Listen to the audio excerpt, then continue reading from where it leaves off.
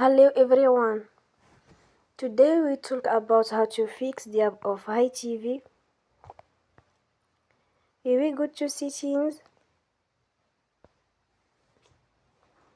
Then we click on apps. After that we search the app HiTv and we click. Then we will on Forcestop. After that we go to storage. Then we click on clear cache.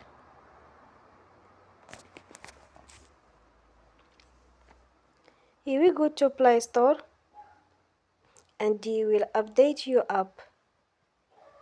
Don't forget to support us by like and subscribe.